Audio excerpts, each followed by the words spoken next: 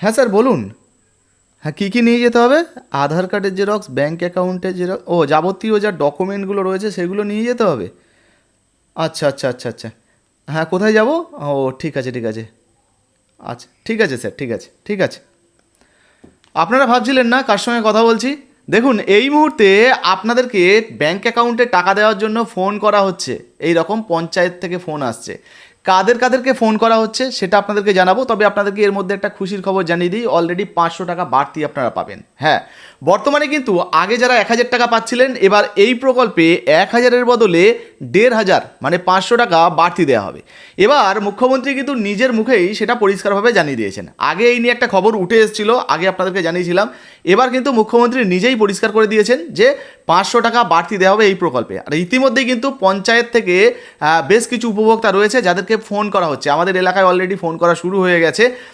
কেন ফোন করা হচ্ছে, কোন প্রকল্পে ফোন করা হচ্ছে এবং কোন প্রকল্পে টাকা দেওয়ার জন্য এই ভেরিফিকেশন বা ইনকোয়ারিটা হচ্ছে, আজকের এই ভিডিওটা দেখুন, সমস্ত কিছু জানিয়ে দেবো। তার আগে মুখ্যমন্ত্রী এই মুহূর্তে 500 টাকা বাড়ানো নিয়ে কোন প্রকল্পে কি বলেছে একটু শুনিয়ে দিই।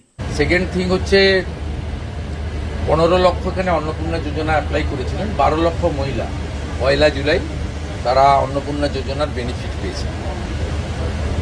আমি এখানে অ্যাডমিনিস্ট্রেশনকে, ডিস্ট্রিক্ট ম্যাজিস্ট্রেটকে এনকারেজ করতে বলেছি যে পরিযায়ী শ্রমিকদেরকে ফিরিয়ে আনুন। বিকশিত ভারত জি রামজির 100 দিনের কাজ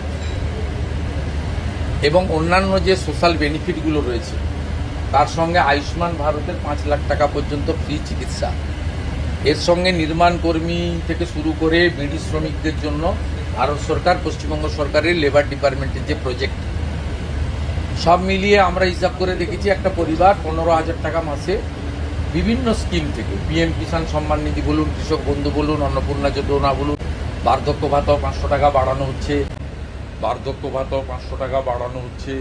125 দিনের কাজের ক্ষেত্রে unskill 300, semi skill 450, high skill 600, সব মিলিয়ে একটা পরিবার 15-18 হাজার টাকা প্রান্তিক পরিবার। তো শুনতেই পেলেন বন্ধুরা, বৃদ্ধ ভাতা, বিধবা ভাতা, প্রতিবন্ধী ভাতাতে মুখ্যমন্ত্রী শুভেন্দু অধিকারী 500 টাকা বাড়ানোর কথা বলেছেন। আগে 2000 টাকা প্রতিশ্রুতি কিন্তু তিনি দিয়েছিলেন যে বিজেপি ক্ষমতা এলে 2000 টাকা দেওয়া হবে।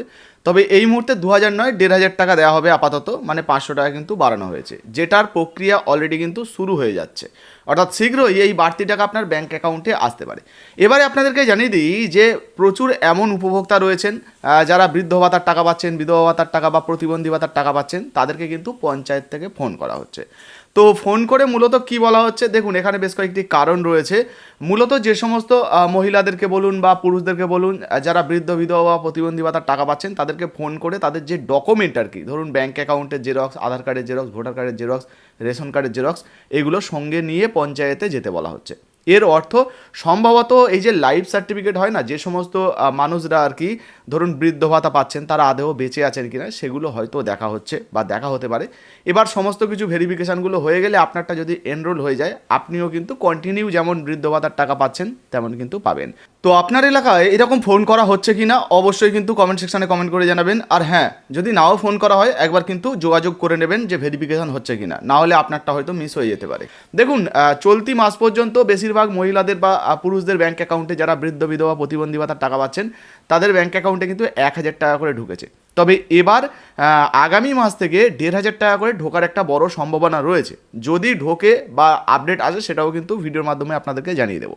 আচ্ছা, এই মুহূর্তে যদি আপনাদেরকে পঞ্চায়েত থেকে ফোন করা হয় এবং ফোন করে ডকুমেন্ট জমা করার কথা বলা হয়, অবশ্যই কিন্তু আপনারা জমা করে দেবেন, যাতে করে আপনার টাকাটা কন্টিনিউ আপনার ব্যাঙ্ক অ্যাকাউন্টে ঢোকে। এবারে ধরুন এমন কোনো মানুষ রয়েছেন যারা হয়তো হাঁটতে চলতে পারেন না বা প্রতিবন্ধী ভাই বোনেরা রয়েছেন, তারা আপনাদেরকে ফোন করলে বা পঞ্চায়েতের কোনো সদস্য থাকলে তাদেরকে একটু জানাবেন যে আমাদের এই এই কন্ডিশন রয়েছে, একটু বাড়িতে এসে কি ভেরিফিকেশান করা সম্ভব, বা কেউ যদি ডকুমেন্ট জমা করে সেক্ষেত্রে কি কোনো রকম সমস্যা হবে, একটু জিজ্ঞাসা করে নেবেন।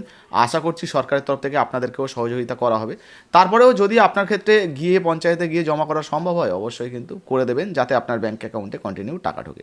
এই মুহূর্তে বৃদ্ধ ভাতা, বিধবা ভাতা বা প্রতিবন্ধী ভাতায় আপনি আবেদন করেছেন কিনা লিখে জানাবেন। সঙ্গে অন্নপূর্ণা যোজনায় যাদের আন্ডার ইনকোয়ারি রয়েছে তাদেরকেও কিন্তু ফোন করা হচ্ছে, ভেরিফিকেশান করা হচ্ছে, ডকুমেন্ট জমা নেওয়া হচ্ছে, যাতে তাদেরও ব্যাঙ্ক অ্যাকাউন্টে টাকা দেওয়া যায়।